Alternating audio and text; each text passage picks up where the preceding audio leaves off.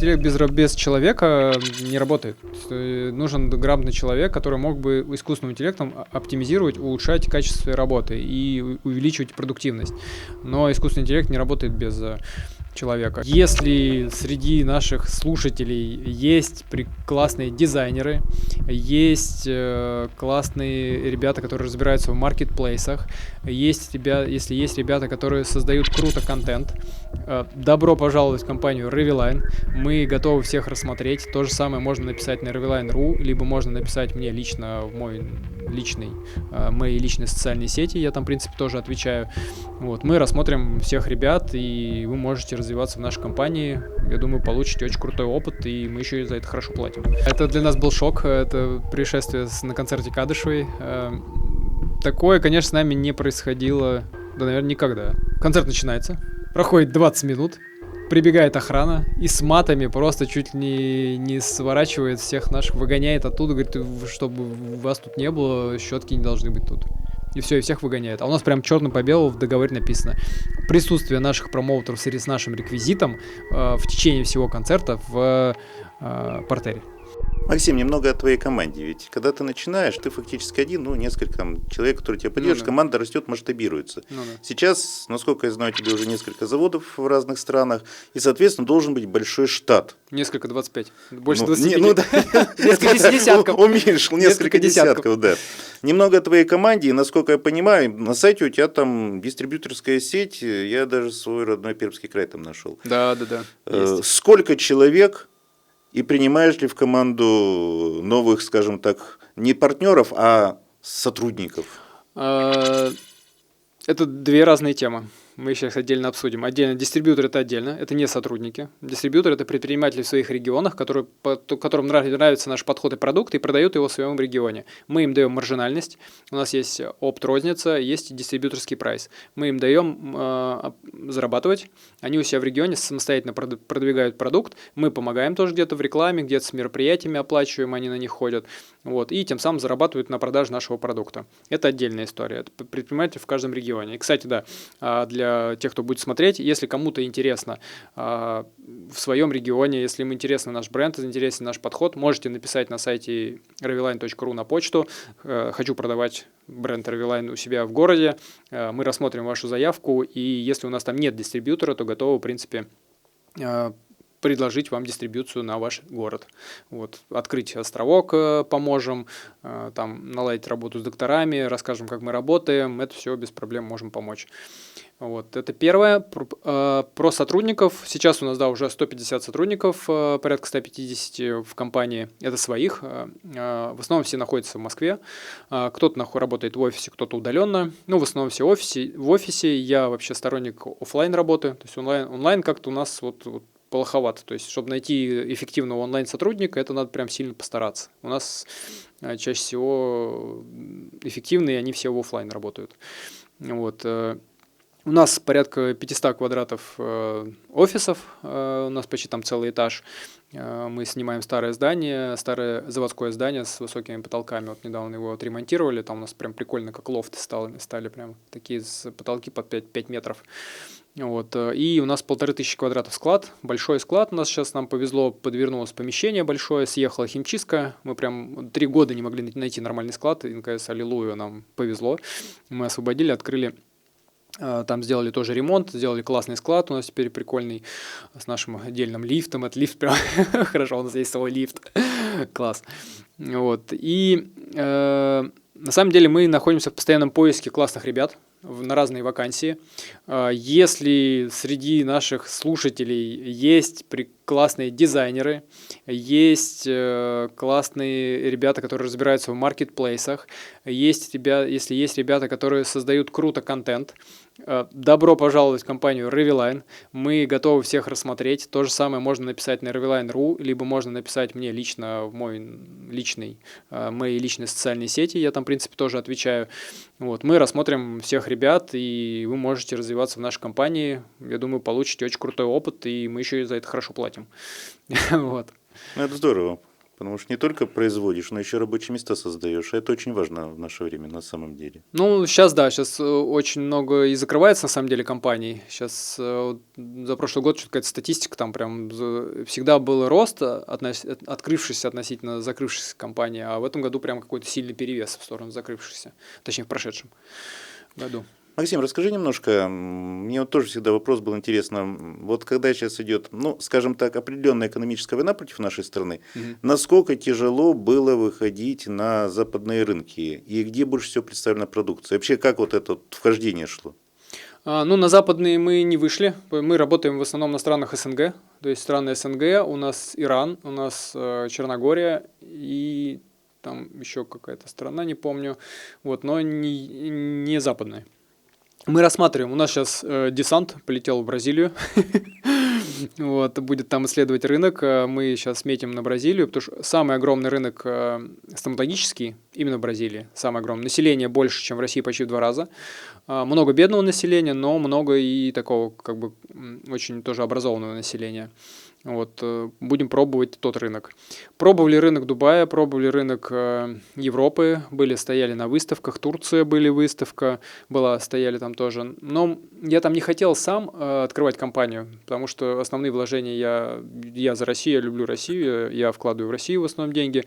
Там я хотел найти дистрибьюторов, хотел найти компании, которым было это интересно, а мы бы работали по схеме дистрибьюции, помогали бы там, может быть, где-то с рекламой, с продуктом, вот, но не получилось так найти. То есть было на выставке очень много заинтересовались, но все хотели там по чуть-чуть. То есть никто не готов был там зайти как дистрибьютор и там побольше вложить. И поэтому мы там свернули историю и не стали там развиваться. Вот именно. А хорошо продаем в Кыргызстане, Казахстане, Белоруссии, Армении, Грузии. То есть в этих странах, в принципе, хорошо работаем. Сейчас и потихонечку еще подтягиваются тоже другие страны. В одном интервью ты говорил, что раньше по старинке все было в Excel и прочее, это самое, когда народу было немного. Знаешь, вот такой модный вопрос, сейчас все про это спрашивают. Используете ли вы какие-то ИИ-технологии в бизнесе? Да, мы, конечно, получается, прошли, по сути, от коленок, то, чтобы на товарных накладных все писалось, и до сейчас, когда до 1С, сейчас 1С, и все на базе 1С, Bittrex, плюс программы разные используем. Искусственный интеллект у нас задействован, мы, естественно, его используем хорошо в контенте. У нас 4 креатора находятся, которые прям конкретно делают это в офисе. А еще есть и удаленные креаторы, там больше 10 удаленных креаторов, которые тоже для нас делают контент. Это что связано с контентом. Также, применяем фото, это тоже к контенту относится. Немножко там чат GPT используем для различных задач у разных сотрудников, но я считаю, у нас в компании чуть-чуть еще так по старинке, то есть мы так еще пока чуть-чуть опаздываем с внедрением. Больше естественный интеллект используется. Да, больше естественно, но меня на самом деле это чуть-чуть вот триггерит, как модное слово. Вот, и я сейчас ищу интегратора, кстати, ИИ в компании. У нас сейчас на собеседование приходят прям конкретный интегратор, человек, который нам поможет нашу компанию познакомить с ИИ как можно больше. А вот как руководитель, в какую сферу хочешь? Понятно, делать картинки, делать контент, это да, чтобы быстро и качественно. А именно в систему управления каким-то образом планируешь? Потому что все равно компания будет развиваться. Дай бог, это будет здорово. Чем больше людей, тем больше сложных процессов. Да. Вот я именно про это спрашиваю. Про автоматизацию, конечно. Мы вот для этого как раз интеграторы нанимаются, потому что в контенте мы как-то сами вроде освоили его, тут это проще. А вот именно интегрировать его в сам бизнес, в другие процессы, там, на тот же на складе, там, к менеджерам по продажам, вот это там какие-то телеграм-боты, какие-то программки, которые будут ускорять процессы, да. То есть даже вот элементарно там, не знаю, HR, который обрабатывает кучу заявок, обрабатывает тоже можно. Потому что сейчас и кандидаты вакансии создают искусственным интеллектом. То есть он эту вакансию-то сам и не видел, и половина обязанностей, точнее, навыков, которые он там написал, он не умеет. Вот. И искусственный интеллект помогает фильтровать тоже вот эти вот, чтобы работа сотрудника проводилась эффективнее, чтобы не тратилось много времени на такие рутинные задачи, разбор тех же резюме, которые могут вообще не подходить в данную вакансию. И вот искусственный интеллект помогает это делать. Потом еще, естественно, на этапе создания всяких текстов, задач с маркетингом тоже это все помогает. И вот именно интегратора вот мы ищем, который помог нам вот с этим. То есть в этой истории есть чуть-чуть недоработка. Вопрос такой крамольный. Он на Западе, господи, то ли Илон Маск, то ли еще кто-то. Мы, говорит, внедрим сейчас искусственный интеллект и освободим 20 тысяч рабочих мест. Не будет ли такого? Нет, на самом деле искусственный интеллект без человека не работает. Нужен грамотный человек, который мог бы искусственным интеллектом оптимизировать, улучшать качество своей работы и увеличивать продуктивность. Но искусственный интеллект не работает без человека. Сейчас есть такая история, контент-завод полностью на ИИ. Он сам придумывает идею, сам генерирует персонажей и сам делает контент, и сам его выкладывает еще. Вот. Но вот все, что я видел, то, что так делает, это все не очень. Грустно и печально. Да, грустно и печально, реально. Там везде нужен человек пока что. Так что даже вот на таких моментах, где, казалось бы... Ну, хотя сейчас мне рассказывали, что есть даже типа сообщества организуются, где и агенты сами, у них там есть своя религия, свой образ жизни, и они там общаются между собой, взаимодействуют. Вот это, конечно, интересно.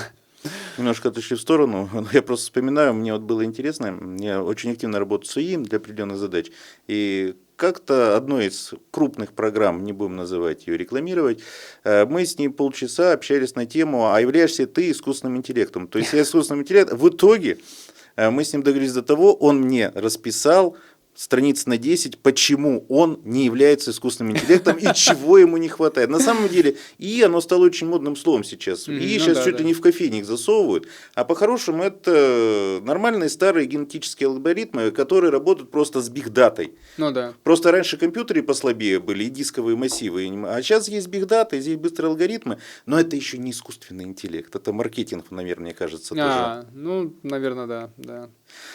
Вопрос не могу не задать. Вот последние 2 дня, может быть, даже с улыбкой, не понимая, что происходит с той стороны, слежу вот за развитием этого скандала, который у вас произошел в конце декабря. Что вообще, как? Почему люди не соблюдают договоренности? Да, это для нас был шок, это происшествие на концерте Кадышевой. Такое, конечно, с нами не происходило, да, наверное, никогда.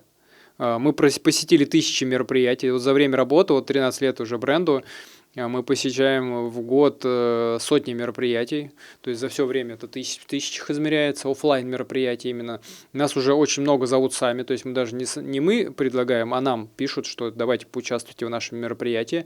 Ну, организатору это хорошо тем, что мы деньги за это платим, либо деньги, либо подарки, там по-разному, разные договоренности. Вот. И вот в декабре нам предложили поучаствовать в концерте Кадышевой. Сначала предложили какие-то условия неинтересные, мы отказались. А потом сказали, вот мы можем дать вам, чтобы ваши промоутеры с большими щетками в партере в течение всего концерта там наводили движуху, вводили хороводы, привлекали внимание к себе большими щетками, там будет телевидение, все это снимут, у вас будет крутая реклама, вас все заметят. Я говорю, это классно, это уже другое предложение, типа, окей, давайте, мы согласны. Снарядил туда целую команду, одел их в специальные костюмы, мы взяли в аренду эти руссконародные костюмы, взял туда ведущего дорогого, классного. То есть там бюджет тоже, то есть мы 500 заплатили только за участие, и еще дополнительный бюджет, то есть целую команду туда привезли с костюмами, с щетками. Вот. Концерт начинается, проходит 20 минут, прибегает охрана и с матами просто чуть ли не сворачивает всех наших, выгоняет оттуда, говорит, чтобы вас тут не было, щетки не должны быть тут. И все, и всех выгоняет. А у нас прям черным по белому в договоре написано: присутствие наших промоутеров с нашим реквизитом в течение всего концерта в партере. Вот. И я говорю к организатору, вы что творите-то? То есть, это основное, из-за чего мы вообще пришли сюда.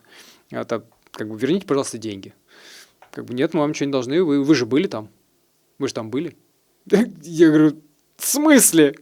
То есть основную часть концерта нас там не было, нас выгнали, да еще так хамски. То есть, чтобы так с нами по-хамски поступить, еще никто все эти записи уже ходят, там, грубо говоря, нелицеприятными словами. Да, вообще просто кошмар. И, ладно, давайте судиться тогда, что. Условия договора не выполнены, будем судиться. Через суд придется вам больше заплатить тогда. Удивительная ситуация, конечно, на самом деле. Да. Что с людьми происходит, это непонятно. Кошмар. Так причем они до сих пор не понимают, то есть прошло столько времени, в принципе, сейчас это завирусилось в новостях, это дошло, я просто через других людей узнал, что они узнали об этом, что это сейчас вирусится, и, естественно, они увидели иск, вот, и вот если бы здравомыслящий человек постучался бы к нам, Мы же не какие-то злобные, то есть как бы... Ребят, давайте давайте, решим вопрос, конечно, что-то мы тут как-то перегнули. Да, конечно, там давайте договоримся какую-то сумму, вам вернем, пусть там может быть не все, может какую-то там часть основную, там мы все равно же там что-то там это отработали. Вот, так нет, они даже этого не сделали. Блин, ну просто в шоке. Да, это такая хорошая самореклама, кто потом с вами будет сотрудничать, потому что вы в любой момент можете сказать: до свидания, мы деньги забрали, а вы нам уже не нужны. Конечно. Ну, что, хорошо, мы это используем как инфоповод для себя, и заодно посмотрим, что из этого получится. Вот, в принципе. Максим, от тебя, от Ravilion, от этой замечательной щетки, слушай, пару, наверное, простых советов от профессионального стоматолога, как правильно ухаживать за полостью рта. Потому что я, знаешь, вот тоже вспоминаю, утром проснулся, где-то там на велосипедике там на домашнем покрутил, быстренько почистил, побежал, после еды почистил. Но ведь, наверное, есть какие-то нюансы, которые вот мы, простые люди, не медики, не учитываем. Вот как, чтобы хотя бы, чтобы последнее не выпало, что называется. Основной нюанс – это запомнить, что основная проблема, она скапливается там, где щетка не чистит. Это межзубные промежутки. Межзубные промежутки – поддесневая сторона. А если еще стоят какие-то импланты, коронки, это вот область как раз, где вот они стоят, вот эти труднодоступные участки. И там, к сожалению, щетка не достает. Нужно обязательно использовать межзубные средства гигиены. Это нить, это ёршик, это ирригатор. И чем больше мы этого используем, научиться ими использовать, посмотреть, много на ютубе роликов учат, и доктора учат, или свои стоматологи, как к стоматологу пойдете, там может обучить пользоваться. Нужно обязательно использовать межзубные средства гигиены. Ну, понятно, что нужно использовать хорошие обычные средства гигиены, выбирайте правильные щетки, правильные там электрические щетки, правильную пасту с хорошим составом, это все понятно. Но главное, используйте межзубные средства гигиены. Ну и так вообще общий совет, если именно стоматологический, жесткие еды побольше. То есть морковка, яблочки, овощи, вот этой больше еды, это тоже работает хорошо на зубки. Чтобы зубы не завали, зачем нужно? Мне твоя фраза очень понравилась, вот про это самое, что организм сам отторгает ненужный орган. Конечно, организм сразу понимает, что это лишнее. Когда мы едим мягкую еду, организму не нужны зубы. Он ленится. Конечно, он просто убирает их, все. Он перестает их защищать. А перестает их защищать, они портятся кариесом, поражаются и уходят. Все. Задам вопрос, который меня волнует, но я не профессионал. Вот скажи, пожалуйста, вот средства гигиены, чистки и прочего, они только сохраняют то, что осталось, или могут каким-то образом способствовать, такое страшное слово, регенерации? Ну, это скорее маркетинг. Да, зубы регенерировать ничего не может. Эмаль восстанавливать. Эмаль прямо восстановить нет, скорее запечатать. Запечатать, то есть фтор и гидроксиапатит, они запечатывают трещинки в эмали, то есть, ну, такие вот, которые не видны глазу. Вот. Но прям восстановить нет. Запечатать, да. А то, что рассказывают в маркетинге, что у вас там чуть ли не вырастут еще зубы, это все маркетинг, да. То, что там Фокс показывает сейчас ролики, что там зуб паста отбеливает, там берут коричневую жидкость, туда кладут пасту, и она там становится белой, это все Фокус. Да нет, это все не так просто. Если штуку лишь кофе пьешь, то будь готов, что это нужно будет потом с зубами очень плотно и серьезно поработать, если хочешь вернуть их в прежний блеск. Да. Конечно, да. Максим, спасибо. Было очень интересно. Спасибо. Друзья, оставайтесь с нами, что дальше будет интересно. И задавайте вопросы Максиму в комментариях компании Ravilion. Ну и, конечно, загляните на этот замечательный сайт. Спасибо. Хотите работать с сотрудником Ravilion, пишите. Хотите быть дистрибьютором Ravilion, тоже пишите. Супер. Вот теперь точно спасибо.